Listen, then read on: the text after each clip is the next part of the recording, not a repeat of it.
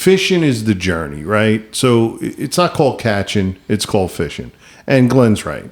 I've been out there plenty of times with my family and friends. We've had phenomenal times. We've fished. Some of the best times we've had, we caught nothing but saw whales. We saw dolphins. We saw, big yachts going by. Mm-hmm. Right. And that's what it's really about. So it's really about getting together, having a great time, having a great lunch maybe, listening to great music. To put it into words, yeah, is how we spend our days, is how we spend our lives. Whoa. So you work, you do all the stress all day, and I just go out to the wreck because I don't like to go too far, and I just put a bunch of dead bait, and I just drift for 6 hours. And you just enjoy life. Just let everything stop. If you catch fish, it's good. You spend all this time and money. Why stress if you don't catch a fish? It's not called catching, it's called fishing. Ahoy! This is your captain speaking, Greg Michael of Pinnacle Marine Group, Marine Surveyors. And welcome aboard the Nauti Buoys Boat Show.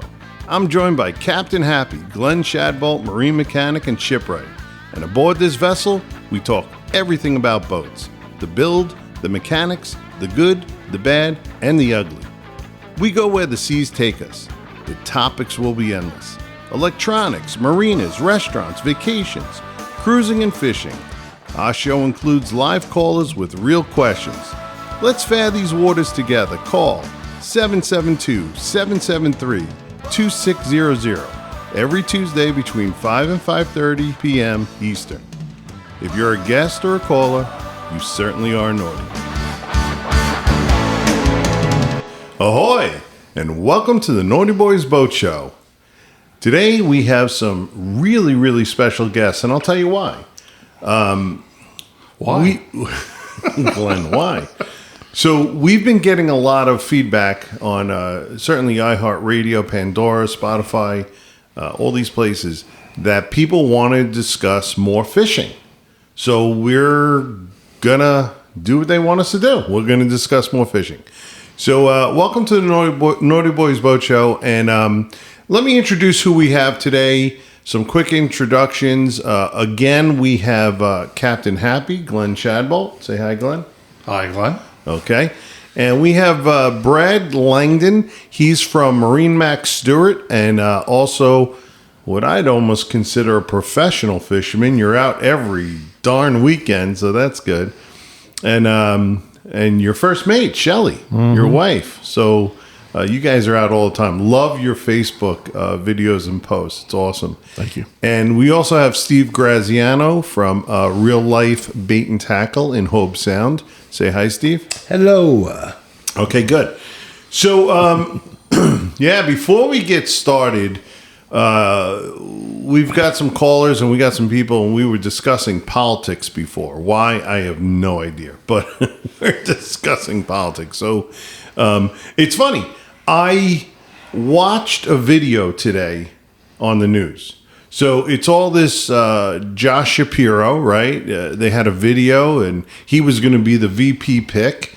And Kamala came out and said, she didn't say anything, but we saw this big video on Josh Shapiro, really pumping him up. And so the country, I think, was convinced it was going to be Josh Shapiro.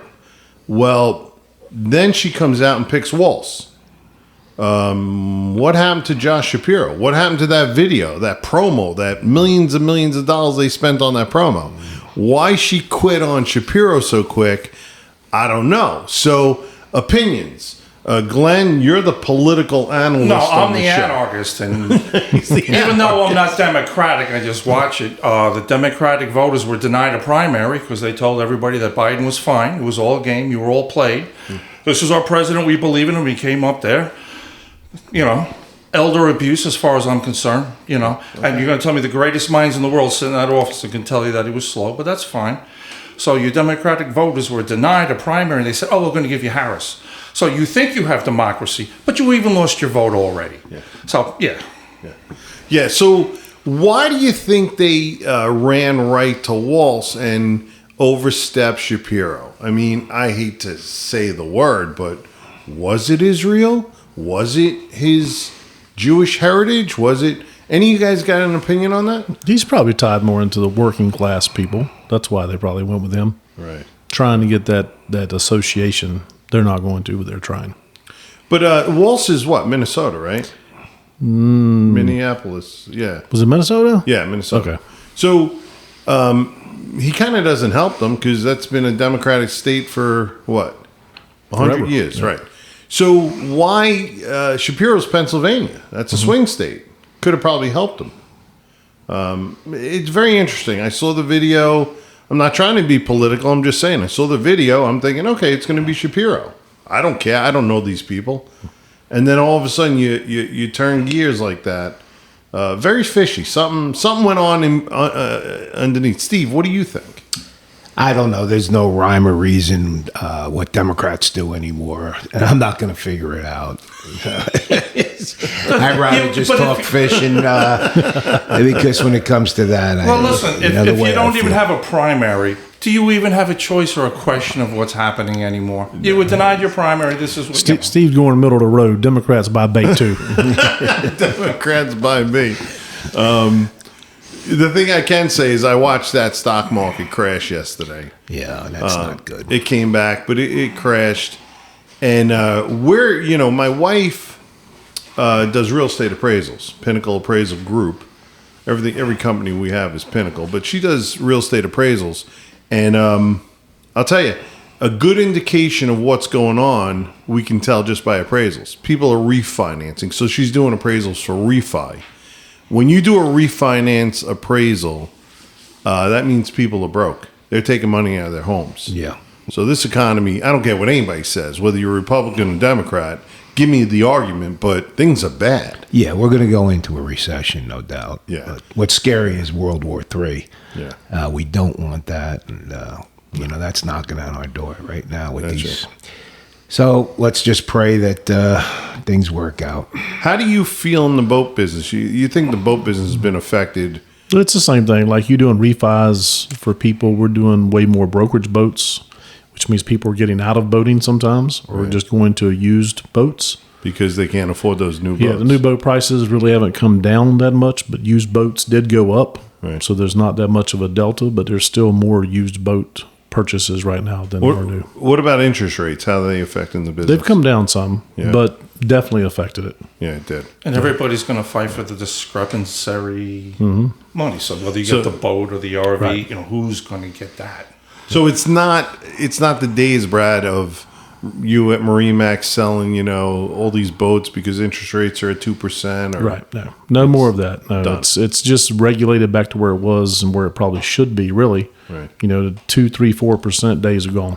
You're going to be 6.5%, 7%. That's what it's going to be. And that's sad because the guy who buys that $200,000 boat, that guy at 2% can afford it. At 7%, he can't afford it. No, he's going to take a pause. Yeah. It's just like fishing equipment, boats, RVs. Like you mentioned, they're going to take a pause when it gets to 7, 8, 9%. They're going to. They don't just write that check. And it's trickled down because Steve will feel it in the bait shop, right? Absolutely. So if you're not buying boats, you're not fishing, Steve's going to feel it. The restaurant's going to feel it. The gas station's going to feel it. Everybody feels it. Yep. So we got to get our stuff together in this country. It's getting crazy. That's why we should fish more. We got Okay. If we fish, He everything's said better. fish. Okay. Just Let's fish. talk about fishing. So that was a good segue. Glenn opened a beer. You said fishing. I think we're ready now. Yep. Okay, so let me ask you this. So let's talk about fishing.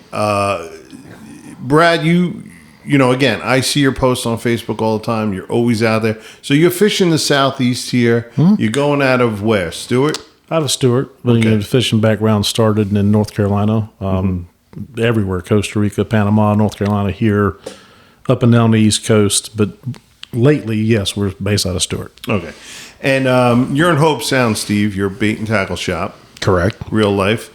And I want to talk this. So instead of talking about backgrounds and things like that, let's get into the meat of it and say, let's pair you guys together. That's why we got you both on the show. So you're going out fishing. Brad, you tell me what you're fishing for, and you tell me the baits, the equipment, the gear. Let's marry you two right now and say, guys, if you're going out for this, you want to use these baits, these reels, this rod, this. So let's do that. Let's have a good conversation about, because there's a lot of novices that call into the show and they go, I don't even know where to start. So Brad, what are you mainly fishing for? Shelley and I mainly are fishing for sailfish these days. Okay. We've caught a lot of fish, and that's just a prize fish for us. Yep. So we're going to go out there with, 30s or even 20s, the light tackle, light line, live bait a lot. Stewart Live Bait does a great job for us. That's kind of the approach these days. It's not going out there and catching a boat full of fish, because we're only catching 2 or 3 fish we kill anyway to eat. Right. We don't catch anything and kill it that we don't eat. Right. And Steve, if you're going out for sailfish right now, you're going out to Stewart. How far are you going out, and what baits are you using? Okay, you use a lot of bait. You could use live bait. You could troll ballyhoo. Sailfish are mainly, they're in shallower water. They like it rough when the seas are rough. Well, don't you dare. What? I saw you look at me like it rough. Don't you dare. I'm not even looking at you. Go ahead. So, again, it's it's luck. It's really, you got to know what you're doing, of course, but you got to find the fish. Right. I don't want to say it's luck. Well, 30 years of doing it, it's some luck involved. It's Yes. a lot of You know work. what? It's Yeah. a lot. Let me tell you, because I fish and It I is fish a easy. lot. Look, it's just Shelley and I. It is a lot of work. She does a lot. I do a lot, and we try to maximize the time we're out there Yeah. to not have any downtime in the part of fishing. Right. You don't want to take lines out of the water. If you're flying a kite, you want to leave everything in. While you got one bite or one fish on, try to get multiple fish. So yeah, it's a lot of work. Okay. Go ahead, Steve. The reason why I say it's luck is because I'll tell you a little story. We were out there and we were sail fishing, and I was on a Carolina skiff, 17-foot little flats boat. And about 100 yards away was $1 million, $2 million sport fishing yacht. Yeah. And he had his clients on the boat, and we're pulling in sailfish left and right. Yeah. I'm not kidding you. I mean, one after the other. Nice. And there, the captain's looking at me up in the tower in his binoculars, and he's not happy.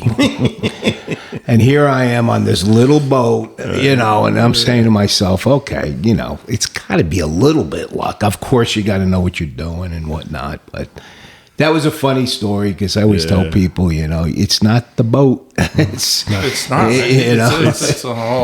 not the arrow, it's the Indian, right? Yeah. So you just got to be in the right place at the right time.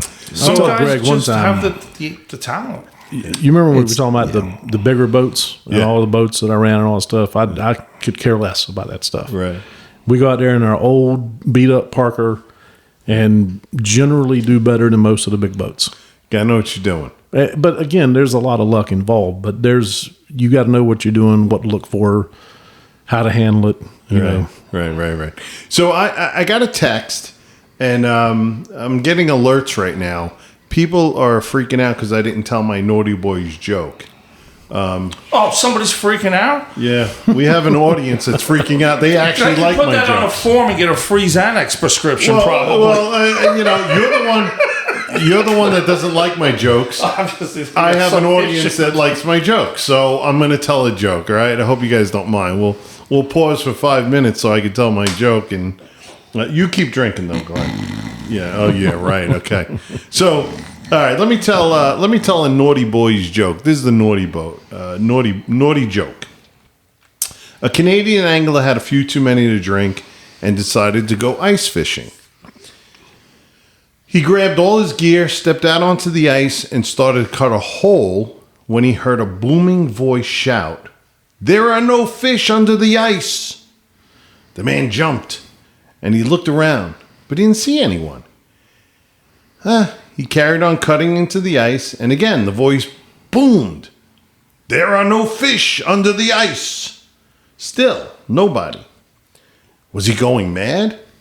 The man stumbled to a new spot and started drilling another hole, when the voice shouted for a third time, "There are no fish under the ice!" The man looked up into the blinding light and said, "Is that you, God?" The voice answered, No, you idiot. This is the manager of the ice rink. Oh, come on. Come on. I actually have a good You're ice done. fishing story. No, wait. I'm not the big. I have a good fishing story. So, Mark Cruiser, school certified. Yeah. Late 80s, early 90s. Pennsylvania was in, gangster land, so I used to go to New Hampshire all the way up there. So you're there in the wintertime, back before it became super tourist in the 80s. And you look at the lakes, Winnipesaukee and all them, and there's thousands of ice houses. So you're at Merck School for a week. You're at the diner in the morning, you get the local paper, and over the weekend, there's like a list of 32 simple assaults in town. Yeah. So in New Hampshire, they'd all go ice fishing in this little freaking shack, spend all day, come into town, get drunk, and get into a fight. Nice. Have you guys ever been ice fishing? Oh, yeah. Oh, yeah. You have, Steve? Yeah, the tip-ups. Yep. Where'd you go? Where'd you go? Well, the lakes up north. Which ones? Really? Minnesota, New Hampshire? Oh, any of the lakes, the neighborhood lakes. You drill a hole. It's like a little weed whacker with a motor with a big bit on it. You drill a hole. Yeah. You put your tip up. You go back in the truck because it's so cold. Right. You wait for the flag to pop up. When the flag pops up, you run out there like an ass. You fall on your ass and you're reeling this little fish. So we got to remember, you're from Jersey originally. Right. And Brad, you're from North Carolina originally. Yeah, but we don't ice fish. It's against the law to fish without flip-flops on. I can't do that. I'll be full of hooks. So let's talk about, while we're on the subject, we talked a little about Southeast, but let's talk about Northeast, right? And certainly North Carolina. Mm-hmm. What's the difference? What fish, Steve, when you were in Jersey, what were you going for? And what kind of baits were you using? Well, in New Jersey, we fished for a lot of bluefish and stripers, striped bass. Striped bass, yeah. And yeah, we'd use live eels. Yep. Okay, in the surf and whatnot. And we'd also go out for tuna. We'd go out to the canyons. And one trip, my uncle had a blackfin, a fishing boat, nice one. And we came back with a 747-pound tuna. Come on. Yeah, we hit a big one. And we called at that time, it was years ago, and the cell phone with Japanese people. They actually bought it right there on the water. Yeah, they will. We towed it in, and they gave them the money for it. Wow. Big fish, but we remember 747 like the airplane. I have a picture of it hanging in the bait shop. Nice. What bait did you use? Oh, I forget what we were using. I really do forget. Green machines? It was a long time ago. Yeah. But good times. I mean, good times. And then, of course, we freshwater. We did a lot of freshwater in the streams.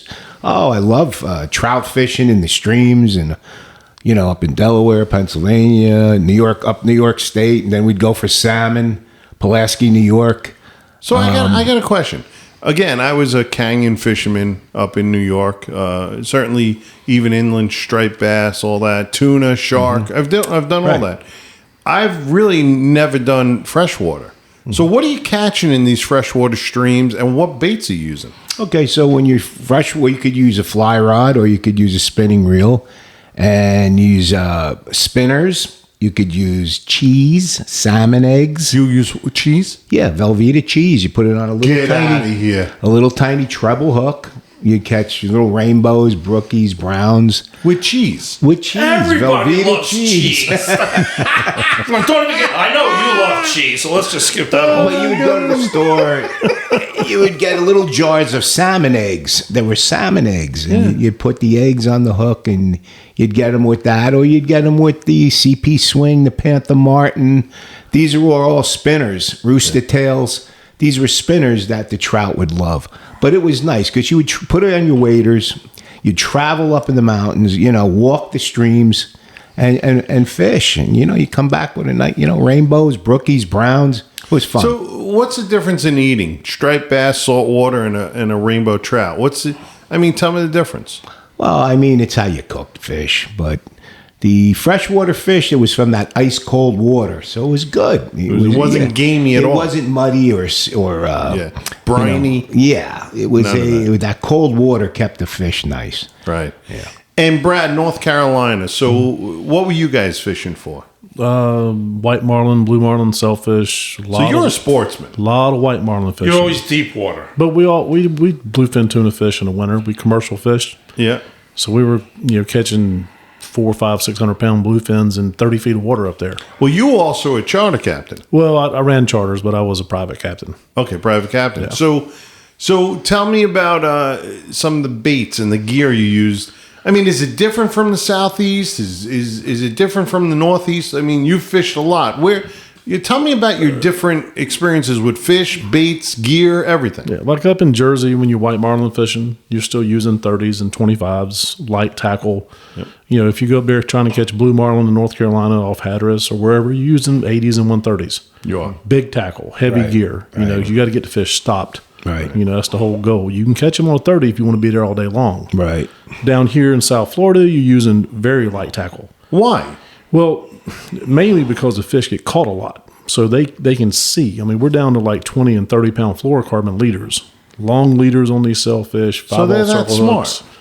No, they're smart. I just think they're hungry. They got to eat to live, so they're going to eat. And live bait fishing's way more prevalent here than it is, say, down in Miami. Okay. And then you get to Miami, a lot of dead bait. You get to Fort Pierce, a lot of dead bait. You get up in North Carolina, nobody live baits.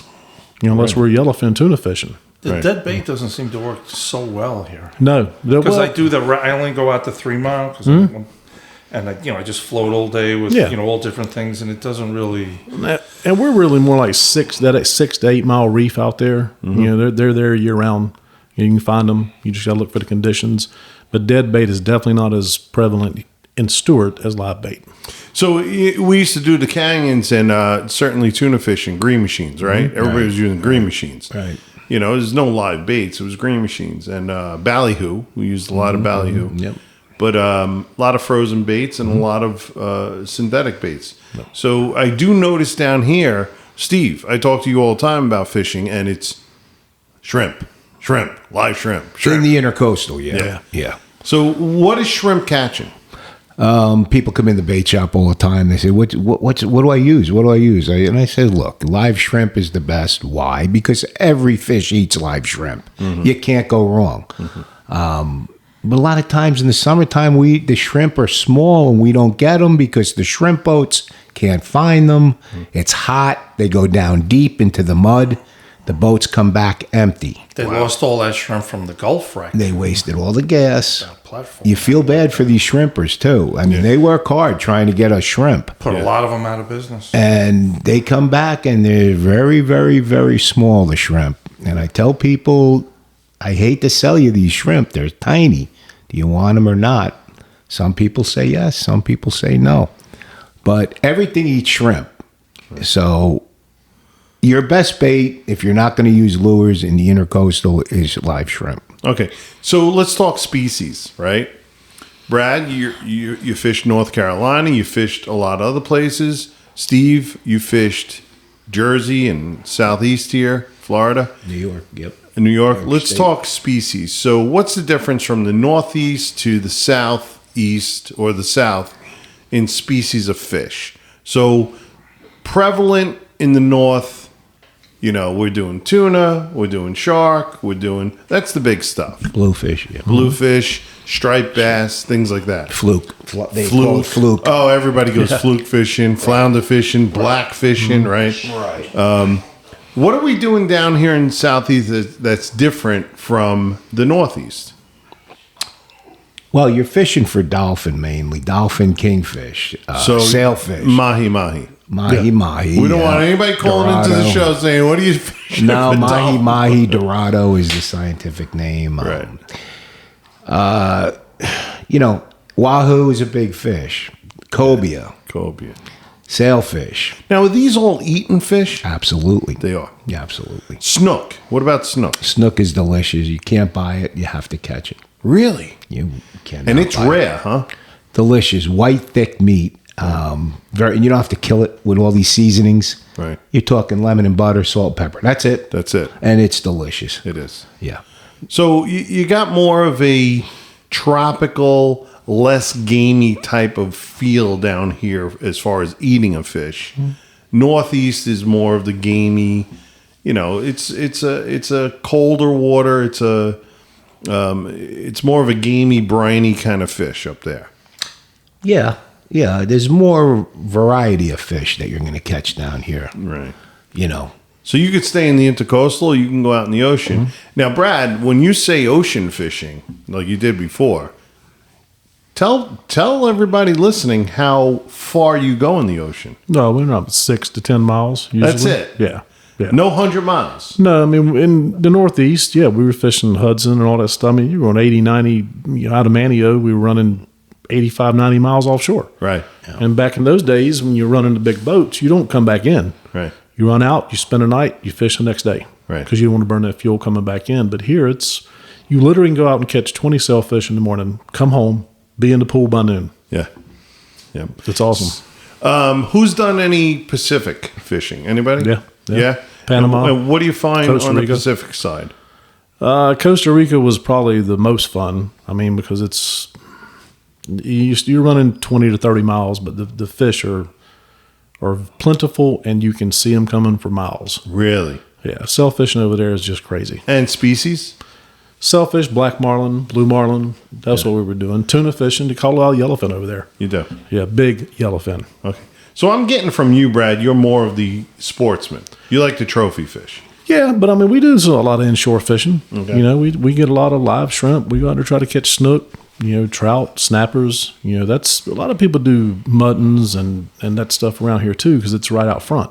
Well, if you got a family like I did, I always had to do skinny way. You got 3 kids, you don't want to go in the ocean. You do the fluke, and the bridges and all that. The great thing about here, you don't have to go in the ocean to have a blast fishing. Right. You can go up Mount ICW and catch tons of fish. Right.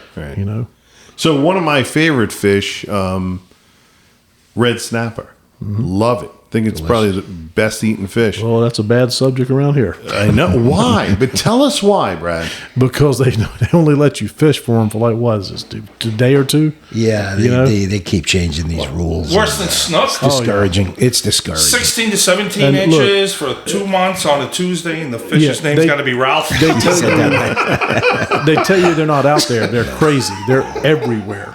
So why do they regulate the red snapper like that? They had a tough time with them years ago. I mean, I think that the stock got depleted quite a bit, but it's made a massive comeback. Just like the Goliath grouper. Just like, same yes. thing. Yeah.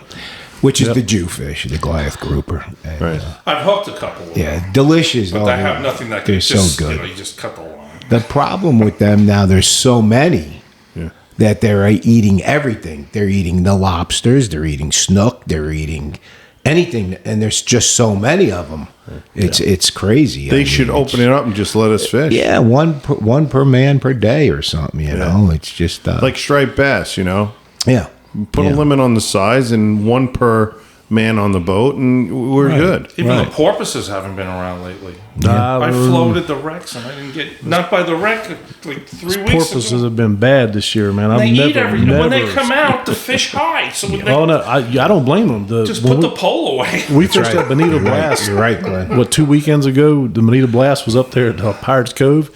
And you can't throw a bonita back without the porpoises pile driving them. Really? Yeah. Between the sharks and the porpoises, they don't stand a chance. You don't stand a chance. So Right, when Brad, you you're bring right. the fish in, it puts out that freak distress signal, and all the sharks with the thing, all the fish pick up that energy, and they all... The man with the gray suit, yep. Yeah, so I'll tell you, I think the difference between Northeast and certainly Southeast or even the Pacific, Northeast, your fishing time is short, right? Unless you're doing black fishing or winter fishing. Right. But it's tough. Down here, Brad hit it on the nose. Listen, I got a kid. We go out. It's blowing. We don't want to go in the ocean, get pounded around. And so you stay in the intercoastal and you can fish for anything. I mean, there's tons of species down here. And it's catching. It's not fishing. Yeah. So it's a very different kind of thing. Northeast fishing to me was aggravating because we go out, we get all prepped up, we go out. Half the time's weather would kill the day, and the other half the time you just didn't catch anything. So, when you're spending all that money on fuel, bait, food, The guys are on the boat. They're all psyched. We got the music blaring. We're going 60, 70, 80 miles out. And you come home empty. It's it happens here too. yeah. Mm-hmm. Yeah, but that's not supposed. I just go for the. If you catch something, if you catch something, it's a good day. If not, you don't have to clean it. It's just the day on the water. You watch the birds, the fish. It's the journey. It's And the day. it is. I'll It just is. float out there. I don't care if I don't catch anything. I'll float out there for Yeah, 4 but- or 5 hours. It's if you don't catch a fish, it's not the end of your life. You're supposed to be enjoying the day at the same point. Yeah, but Glenn, most people don't do psychedelics and mushrooms like you do. So It's just basic. Whatever. whatever. Stress He goes, yourself. whatever. Take Whatever. a little pill. Who cares? So, all right. The other thing I want to ask you is gear. We'll start with Steve. You own a bait shop, so you sell gear, right? Right. What's your favorite stuff? What do you like? What's the good stuff? As far as what, rods and reels? Rods and reels, yeah. Let's start with that. Well, I'm a pen guy. I'm old school. Shimano's great. Shimano makes excellent rods and excellent reels. Wait a minute. Hold Bucket on. of old. Glenn actually did. He clapped and jumped in his seat. So He likes pen. he likes pen. Are you getting paid? Are they sponsoring us No, today? I have a whole box. I'm gonna see if I can trade them for some things that work, but I have a whole. But you know what? Daiwa came a long Ocean way. Cities Daiwa making and some nice all that rods shit, and some nice reels. Yeah. Let's see. Again, I'm just a pen fan, and I stay with pen. I sell a lot of pen.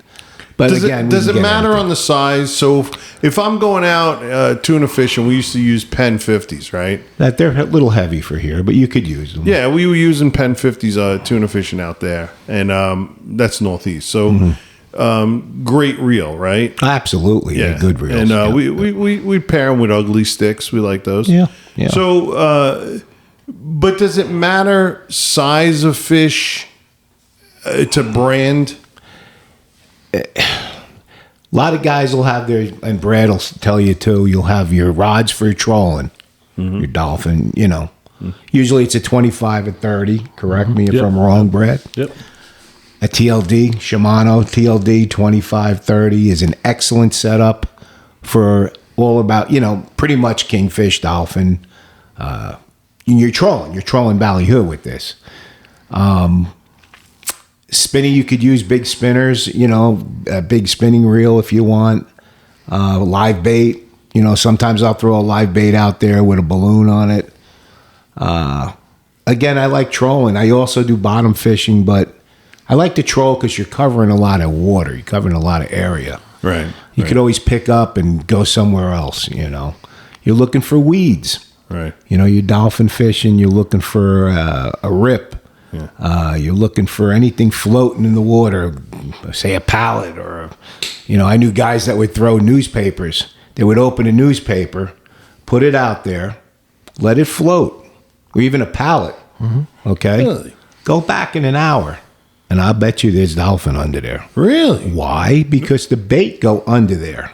It's protection, and the dolphin, they come up and hit the bait. Interesting. That's why when I see a weed bed or a weed line, fish it. Okay, troll it, fish it. throw your Newspapers are live good for bait. eels. It's the only way you can hold it. Yeah, but we would literally open the newspaper. Yeah, you make a And little rack. you make a little roof. Yep. Well, this way you don't. And they You go can under throw there. a piece of plywood, but then another boat is going to hit us. The newspaper's Yeah. best, so it just A disappears. float in time. as silly as a floating 2x4. Yeah. You believe you'd have a 40-pound bull dolphin underneath it. Dude, I was going out the other day. There was like half a sunken tree, and I'm like, it was flat. I can't see shit. It was like, I'm coming back. I could hit that. There's a lot of shit out there. Brad, what's your gear? What are you using? I hate to say this now, but we use all Shimano. You do. We've had pin stuff before, and you understand, we tournament fished. I don't know how many hundreds of tournaments we fished. Yeah. We had one instance that we had a pin have a problem, and we switched then to all Shimano. We've never had one fail. Both Boy, companies. your wife is lucky. Both companies. Well, I had a wife, but I had one problem with her, so. Yeah, both companies To build the great curb. stuff. Did you put it like in the local thing? Curb alert. Yeah, they're both great equipment. I mean, Penn, Shimano, those are Daiwa. We have Daiwa too for electric reels. Nice. We have I'm sorry. big bottom fishing electric reels, and we have kite reels Daiwa makes. In the electric reel market, I think they're the best. I mean, and most affordable at that price. But we use light tackle, small hooks, and you can basically, like you said, catch anything you want to. I mean, we see logs floating, we don't stop on them unless there's growth on them. Right. If there's no growth on them, we don't stop. Right. Got you. So, You guys see Glenn's having a good time by himself? Glenn's enough of those beers. How many of you have? He's over there having You a know great what time my by wife himself. tells me? My wife says, "How can I miss you if you don't leave?" I'm like, "Oh, I got to do the podcast." Like, "Oh, thank God." And we're saying, Glenn, we're saying the same thing. So when you leave, we'll miss you. So we're going to get to the segment of the show where we take some live calls. Again, the phone number to call in is 772-773-2600. We'll get some live calls. And I actually got one right now. So let's take a call, okay? Hi, welcome to Nauti Buoys Boat Show. Who am I speaking with, and who's your question for? Hi, this is Dominic Rodriguez, and my question is for Captain Greg Michaels. How you doing, Dominic? I'm doing well. How about yourself? Good. We're hanging in there. Good. How'd you make out with the storm? Well, actually, we didn't really get touched, so thank God, right? Oh, God bless. Yeah. So, my question for you today, I'm a first-time boater. I like to fish. Mm-hmm. I'm looking to do the intercoastal, maybe go out in the ocean a little bit. Mm-hmm. About 25 to 27 feet, medium price range. What would be your top picks? It's funny. We got Brad here from MarineMax, and we were just talking about this before the show. But so we both agree. The medium tier boat. What was your price range? I'd like to keep it within 200. 200 grand. So in that size, in that range, we were talking about this. Sailfish. They make a really good boat. Medium tier. They give you a lot of good options. And the price point is right about there, and they're very versatile. There's some other brands, Cobia. There's other brands like Boston Whale is going to be out of his price range there, but Cobia, Century, Hydrosports, definitely Sea Hunt, all those boats. They're very good middle of tier boats. But I'll tell you, if you're gonna start your search. Brad does sell some of these brands. He definitely. You're looking to go new, Dominic, or that's what it sounds like you want to do. Go new. Yeah, if I can get in something new, I'd like something, new time boat. Real nice for the family. Yeah, I get it. So Brad's going to give his information at the end of the show. You give him a call. But I would say my pick right off the top of the bat would be Sailfish. I mean, for the money, they give you a lot of bang for your buck. Brad, what do you think? Yeah, for mid-tier boats, there's where you're talking about being in the budget.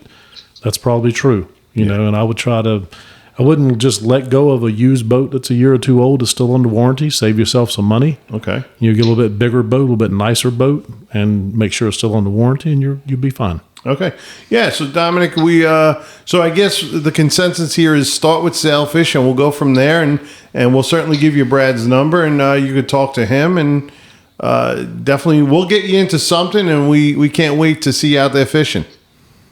Great, thanks, Greg. Just so you know, I subscribed and liked to your channel. Can't wait to see the rest of the videos come out. Thank you so much, brother. I really appreciate it. Take care, man. You too. All right, bye-bye.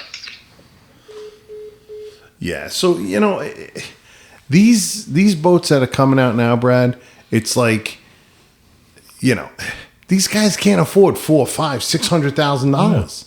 So these medium tier boats and lower tier boats, they're popular right here. Especially the 2-piece boats. Yes. All these boats, the Sea Hunts, the Sailfish, they're great boats for Southeast Florida because you don't have to go take that beating you do in the Northeast. All right. Let me grab this one. So we got a call. Hi, welcome to Nauti Buoys Boat Show. Who am I speaking with, and who's your question for? This is Roy, and my question is for Glenn. Oh God, it's your dime, Roy. Well, how are you doing today, sir? Partner. Yeah, I know. Go ahead, Roy.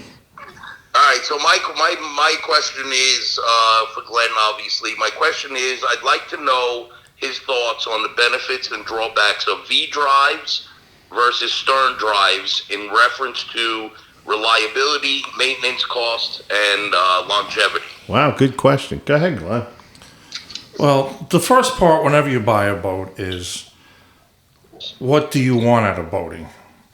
So that is the first, because it's a motor with just a piece of Tupperware. So between a stern drive and a V drive, if you're going in shallow water, a V drive is always better. But just to be able to push that little button, which I can't do anymore, when you get into the shallows, do you really need it? So if you're deep water, you can go with a V drive, which will be much less money. You don't need new transom shields every 10 years, 15 years. So you're saying in shallow water, out drives Yes. are better. Stern drives are better. Right. Yeah. If because if you're drawing 2.5 feet, can you get to your slip? Like the Great towing. South Bay in New York, you want probably stern drives. Yes. Unless you're a great 3 captain. feet But of water is deep up But there. it's ownership too. A stern drive is going to cost you twice as much in maintenance, if not 3, than a V drive. Right. So if you're deep water and you're never going to hit bottom, V drive is really the way to go if you're looking for money. If you want speed and less fuel, that's stern drive. To push that little button to tilt up the drive is a lot of money. Yeah. Hey, Roy, where are you boating out of?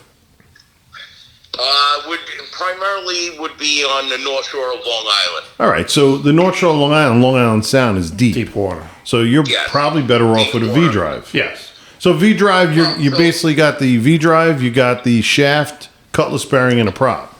So a lot less maintenance than a stern drive where you got bellows, gimbals, U joints, transom shields, steering pins. Well, that's half of it also. And the stern drive, you have better accessibility for the engine. A V drive can turn into the house of pain. Well, that's your problem, not his. Not anymore. No. I'm already busted up. What else you got, Roy? Well, so if you're looking at 2 identical boats, so the same manufacturer, same boat, let's say, for example, a Sea Ray 290 Amberjack. You can Small find blocks. them in both configurations. The price on them, and also the motor selection, which I would assume you get a larger motor in most cases with the V drive, because you need more.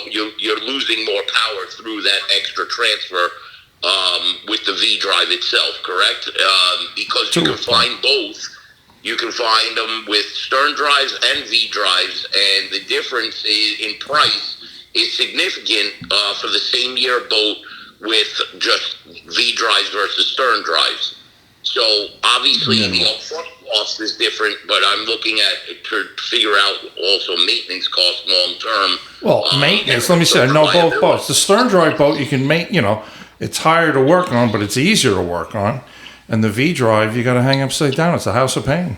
Just open the hatch and look at it. Everything is So what he's saying, Roy, is the stern drive is going to cost you a lot more money to maintain. You got big projects down the line with those. Every 10 years, transom shields. Every 5-6 years, you're going to do the bellows, gimbal bearings, U joints. It's a lot of money. There's a lot on that thing hanging off the back of that boat. The V drive is basically a transmission. And they're pretty reliable. The newer ones are very reliable. So I think North Shore, Long Island, me personally, I prefer the V drive. Okay. I would do the V drive. Yeah, V drive. You're gonna need a boat mechanic, somebody young to hang upside down for 3 hours. But yes. So, did we answer your question? Yes, you did. I appreciate it. Thank you very much, guys. All right, Roy. Listen, definitely subscribe, like, and call in anytime. We appreciate you. All right, no problem. You guys have a good one. Take Thank care. you, Roy. Bye-bye. Bye-bye. So, it was the old days. It was the old days of, V drives that used to fall apart and blow up. It's not like that anymore. But out drives, stern drives, they put some of these stern drives on these big formulas. They blow up. They can't handle them. Well, And no, certainly- once you get to 36 feet yeah. and you're running 8.2s, 8.1s, A stern drive Bravo 3 is only good for 600 hours. It's a thin aluminum case making 290-degree turns. Right. It doesn't belong. To me, it doesn't belong. No, it can belong. What is the cost of a pod?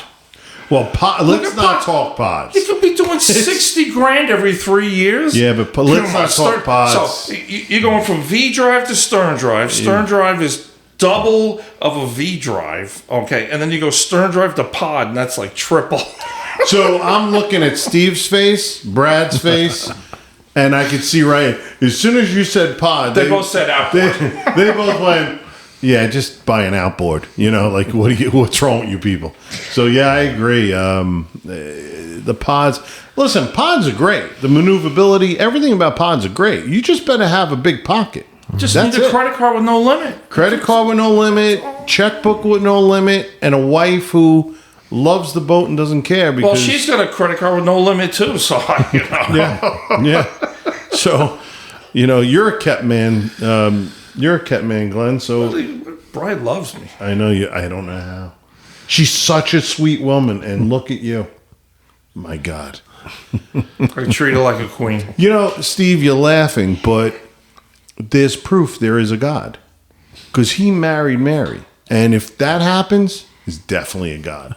If you don't believe in miracles, But anyway, we'll move on. We won't put Glenn down too much.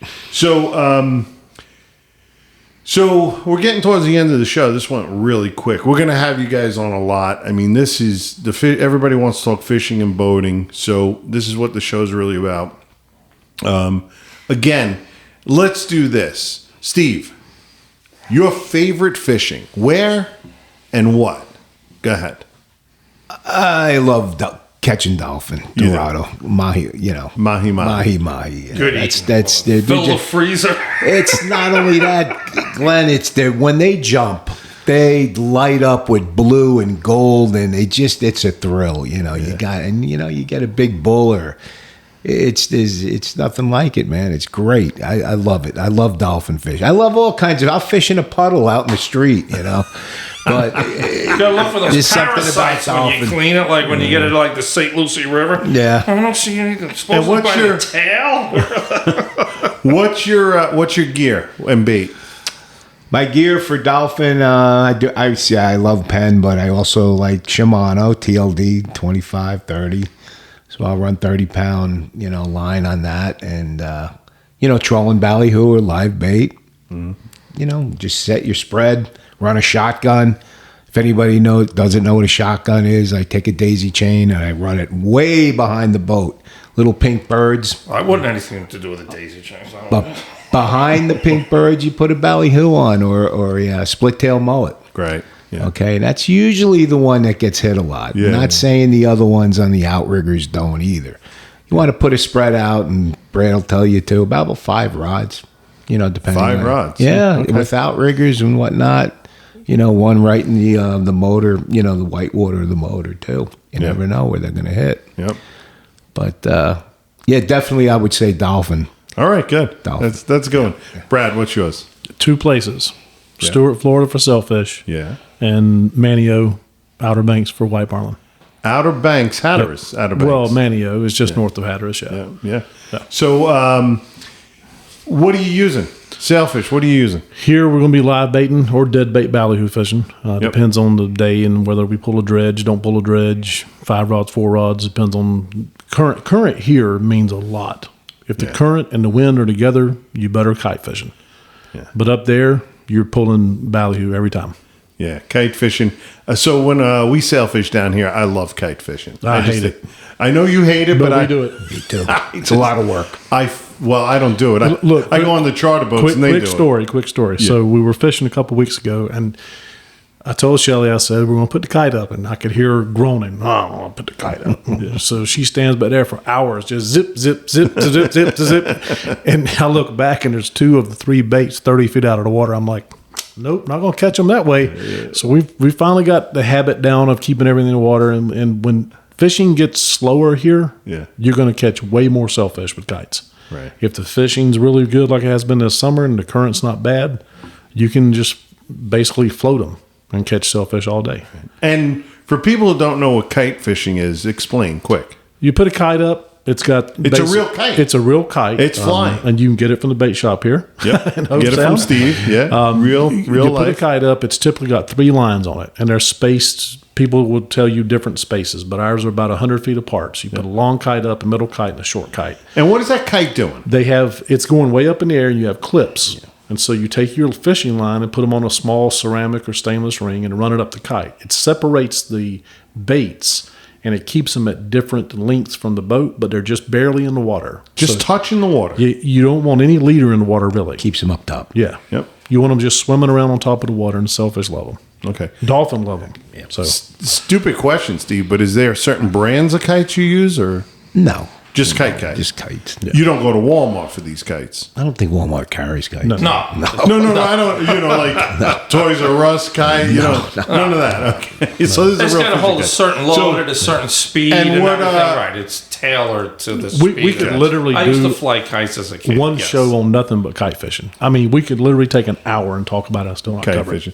So very quickly, what gear are you using with those kites? We use SFE kites. Okay. I mean, there's different wind speed kites. You've got light wind, medium wind, heavy Trolling wind. at how much pounds no of weight? trolling. It's all No going to trolling. work out together. You point man. the bow into the science. wind and the current. Let the kite go up behind you. Let it fly. Yep. Okay, good. And as far as northeast, like North Carolina, the Outer Banks and stuff, what are you fishing for? What gear? White marlin, still Shimano 30s mostly. You better have a 50 or 80 ready because you'll have a blue one come in there and grab something. Okay. But it's the same basic thing, but you're trolling there. Right. Covering way more ground. The current's much less strong there than it is here. Okay. So you're looking for bait balls and stuff like that. It's not the same. Nice. So my we're getting to the point in the show where we had a lot of calls calling in, but we just ran over. So any calls that were calling in, I really apologize for not taking your call. I see my phone's lighting up still, but we got to get to the end of the show. We can't go on and on and on. But we'll have these guys back, and please, you'll call in again and again. And these are 2 great guys. They know a lot about fishing. So we got to the point in the show where we have a tip of the day. My tip of the day is this. Just kind of touching on what Glenn said. Fishing is the journey, right? So it's not called catching, it's called fishing. And Glenn's right. I've been out there plenty of times with my family and friends. We've had phenomenal times. We've fished. Some of the best times we've had, we caught nothing but saw whales. We saw dolphins. We saw, big yachts going by. Mm-hmm. Right. And that's what it's really about. So it's really about getting together, having a great time, having a great lunch maybe, listening to great music. To put it into words, Yeah. is how we spend our days, is how we spend our lives. Whoa. So you work, you do all the stress all day, and I just go out to the wreck because I don't like to go too far, and I just put a bunch of dead bait, and I just drift for 6 hours. And you just enjoy life. Just let everything stop. If you catch fish, it's good. You spend all this time and money. Why stress if you don't catch a fish? It's not called catching. It's called fishing. Is that your tip? No, I have 2 things. Oh, shit. No. Okay. Okay, so first, I nothing opened that door, personal. didn't I, Steve? 50-year boat mechanic. Walked right into it. 50-year boat mechanic. I have an eeler over here. Oh, you get the call in Oakdale, all the sport fishing boats. Oh, we went out last night. We caught some tuna. I'd get a big chunk of tuna. Oh, they throw the bottle caps in the fucking bait well, so it's jammed. So I got to drive. I make good money and get a lot of fish. You drive out to Shinnecock at 10:30 at night, and you got to pull bottle caps. It's always bottle caps out of the bait pump. And there's a dead fucking eel laying right on the fucking dock. It's like, you motherfuckers. So what's the tip? And the other thing is my thing. So we had this Hurricane Debbie, right? Yeah. So they had a movie, Debbie Does Dallas. So I was thinking maybe a this is movie, gonna be bad. Debbie Does It's going in a bad Florida. direction. Debbie Does Florida, but how big is the eye? That's a big fucking stripper pole. Oh, God. So when I said I walked right into I it, gotta pee. Yeah. it's I told you. You gave him too many beers. yeah, and I actually gave him a microphone. Watch your ears. So Brad, tip. Enjoy your days fishing. Yeah. Whatever you do, have fun doing it. Yeah. Don't do what I do and take it too serious. I'm very intense fishing. I got a wife that will prove that to you. She says I'm very passionate. Yeah. So next time you're on, we're gonna have Shelly on. Oh aren't we? boy, we got to have your wife on. Steve, tip. Going back to the snook. Remember I was telling you lemon, butter, salt, pepper? Yeah. I forgot to tell you that always when you fillet a snook, take the skin off. Why? Because it tastes like soap. They used to call the snook years ago, before they knew this, the soap fish. Really? Yes.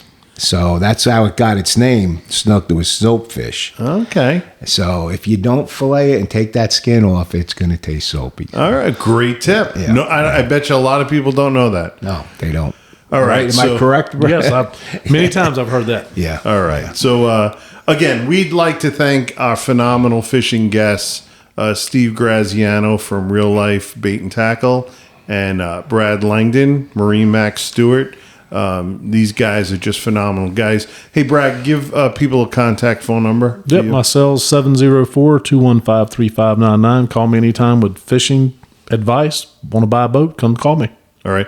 Steve, your contact info? Real Life Bait and Tackle in Hope Sound, 772-529-3403. You can contact me. Good. So I think we had a phenomenal show. Hey, listen, everybody, please do me a favor. Let's like, subscribe, and listen to the show. We've had a phenomenal response so far. So let's have fair winds, tight lines, following seas, and tight lines. And I'd like to tell everybody, listen, this country's divided. I think we bring it back with fishing. Right, guys? Absolutely. All right, good. All right, great show. Hey, thanks, everybody, and God bless.